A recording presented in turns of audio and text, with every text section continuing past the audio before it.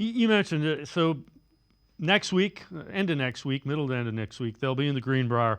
What are you going to pay? Two things. What are you going to pay closest attention to out at training camp, and what would you feel good about seeing if the Browns get this done? It should be good things ahead during training camp.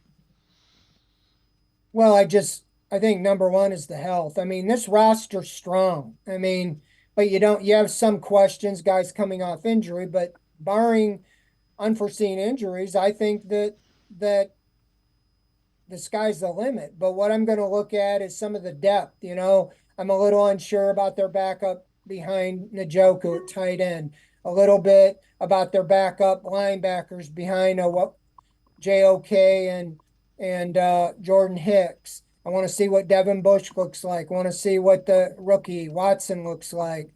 Um, the insight, Michael Hall, see how he fits in. I'm very confident in Jim Schwartz in his second year is a silver lining.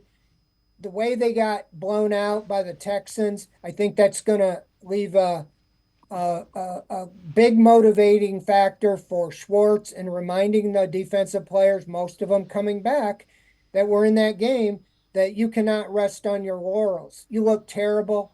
And I just think I'm confident that Schwartz will have that defense ready. On offense, I think the big thing is how's it going to look. Last year at Greenbrier, to be honest, I thought the offense looked pretty good, but they were just going against one another. And then we really never saw the Elijah Moore experiment take off. It looked like they were going to use him everywhere. They tried at the beginning of the season, didn't really work, and they kind of scrapped it. So it's all the way around. I'm looking for the Ken Dorsey stamp on this offense to see what it looks like playing out of the shotgun and how Deshaun Watson looks. And obviously Nick Chubb, what shape's he in? Is he going to start on the pup list, or are they going to actually have him start practicing from the beginning?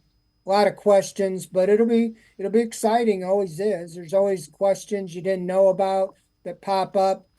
There's always guys that don't start camp not practicing that are kind of you didn't know that, and you're like, what's wrong with them? And then now you got to see the adjustment. So follow along. We'll be there every day to recap what's going on. So it will be an adventure. And once they start next week, it's pretty much 6-8 months, nonstop. The other thing is I would expect sometime pretty early in that. I'm hoping they get the Amari Cooper contract situation to iron out too.